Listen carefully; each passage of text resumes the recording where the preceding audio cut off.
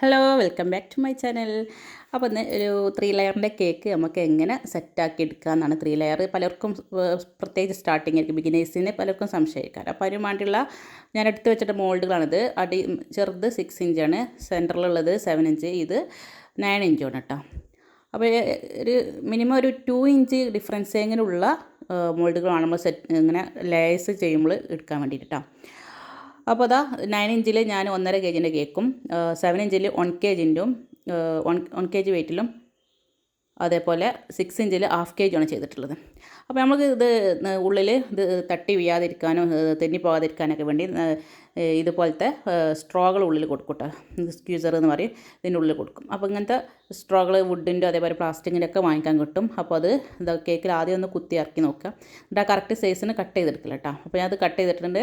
അപ്പോൾ നമുക്കിത് നല്ല വെയിറ്റുള്ള കേക്കാണെങ്കിൽ ഒരു 4-5 കിലോ ഒക്കെ വെയിറ്റുള്ള കേക്കുകളാണെങ്കിൽ നമുക്കിത് ഒരു 4, 5, 6 വരെയൊക്കെ സ്ട്രോ കൊടുക്കട്ടെ ഉള്ളിൽ. ഞാനിപ്പോൾ അത് 3 കൊടുക്കണുള്ളൂ. ഓക്കെ, അങ്ങനെ 3 പീസ് കട്ട് ചെയ്തിട്ട് 3 സൈഡിലായിട്ട് കൊടുത്തിട്ടുണ്ട്. പിന്നെ ആ ഒരു ഹോള് വരുമല്ലോ, ആ ഹോള് വരുന്ന സ്ഥലത്ത് ക്രീം കൊടുത്തിട്ട് അതൊന്ന് കവർ ചെയ്യാം. പിന്നെ അവിടെ ഒരുപാട് മിനുസപ്പെടുത്തൊന്നും വേണ്ട, കാരണം അതിൻ്റെ മുകളിൽ നമുക്ക് ഒരു കേക്കും കൂടി കയറ്റി വെക്കാനുള്ളതാണ്. അപ്പോൾ അടുത്ത കേക്ക് നമുക്ക് 7 ഇഞ്ചിൻ്റെ മുകളിൽ ചെയ്ത 1 kg കേക്ക് ഇതാ ഇങ്ങനെ ഒന്നിങ്ങനെ ചുറ്റിച്ചെടുക്കണം സ്പാച്ചിൽ വെച്ചിട്ട്, കാരണം അത് അടിയിൽ ആ ബേസ് മുട്ടി പിടിച്ചിട്ടുണ്ടെങ്കിൽ അതൊക്കെ ഒന്ന് വിട്ട് കിട്ടാൻ വേണ്ടിയിട്ടാണ്. അപ്പോൾ 2 സൈഡിലായിട്ട് സ്പാച്ചിൽ വെച്ചിട്ട് പൊക്കി നോക്കുക, ബാലൻസായി കിട്ടുന്നുണ്ടോ നോക്കുക. അപ്പോൾ 2 സൈഡിലും സ്പാച്ചിൽ വെച്ചിട്ടുണ്ട് കേട്ടോ. ബാലൻസായി കിട്ടുന്നുണ്ടോ നോക്കുക. നമുക്ക് പൊക്കുന്ന സമയത്ത് തന്നി വീഴില്ല എന്നുള്ള ഉറപ്പ് വരുന്ന സമയത്ത് നമ്മൾ പൊക്കിയിട്ട്, പൊക്കുമ്പോൾ ടെൻഷൻ ഉണ്ടാവും, കാര്യമാക്കണ്ട. എന്നിട്ട് മെല്ലെ സെൻറ്ററിൽ കുറച്ച് സ്പേസ് ഇട്ടിട്ട് വേണം കൊടുക്കാൻ കേട്ടോ.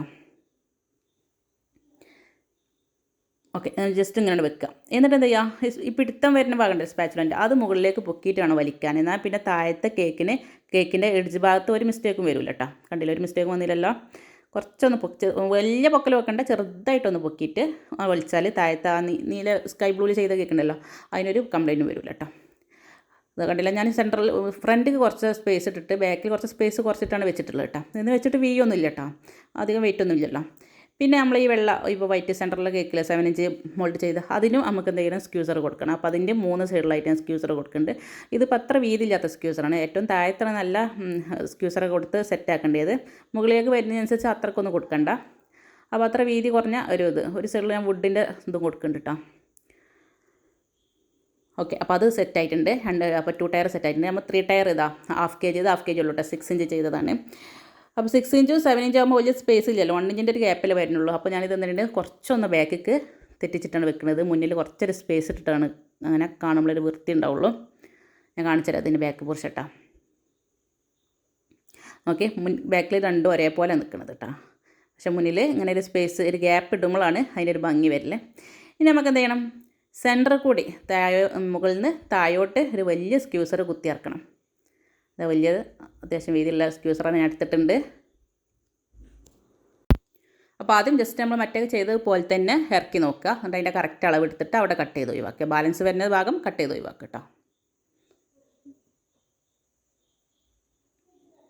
ഓക്കെ, അപ്പോൾ അത് കറക്റ്റായിട്ടുണ്ട്.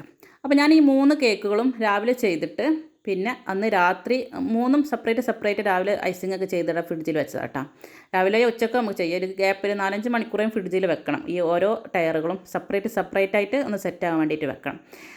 എന്നിട്ട് വേണം നമുക്ക് ഇങ്ങനെ ടയറാക്കി വെക്കാൻ. അപ്പോൾ ഒരു ഓവർനൈറ്റ് ടയറാക്കി വെച്ചതിന് ശേഷം ഒരു ഓവർനൈറ്റ് ഫ്രിഡ്ജിൽ വെക്കുന്നത് നല്ലതാണ്. എന്നാലും നമുക്കൊരു പ്രശ്നം വരില്ല, കേക്ക് ഇപ്പോൾ തട്ടി അങ്ങനത്തെ വീണ എന്താ പറയുക, ഓരോരുത്തരുടെ കേക്ക് ഉണ്ടാവുമല്ലോ വീണ് പോയി എന്നൊക്കെ പറയുന്നത്, അങ്ങനത്തെ പ്രശ്നമൊന്നും വരില്ല, അട്ടി മറിഞ്ഞു പോകുമൊന്നും വരില്ല കേട്ടോ.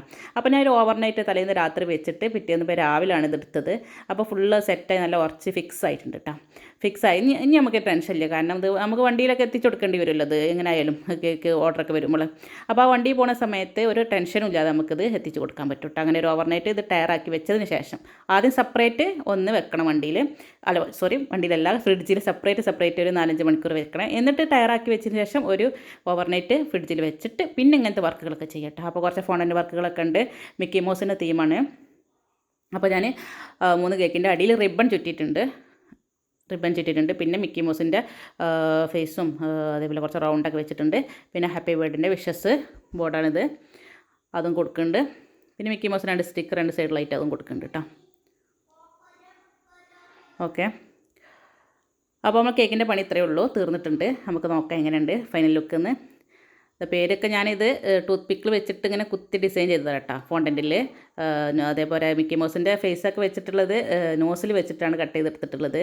ഫേസ് മീൻസ് ഹൈഡ് ബ്ലാക്ക് ഹെഡുകളൊക്കെ നോസിൽ വെച്ചിട്ട് ഷേപ്പ് ചെയ്തെടുത്തതാണ്. അപ്പോൾ എല്ലാവർക്കും നമ്മൾ ഈ വീഡിയോ ഇഷ്ടമായി എന്ന് കരുതുന്നു. എല്ലാവരും ഇഷ്ടമായവരെല്ലാവരും സബ്സ്ക്രൈബ് ചെയ്യാത്തവർ സബ്സ്ക്രൈബ് ചെയ്യാനും ലൈക്ക് ചെയ്യാനും പ്രത്യേകിച്ച് ഷെയർ ചെയ്യാനൊന്നും മറക്കരുത് കേട്ടോ. അപ്പോൾ ഓക്കെ, താങ്ക്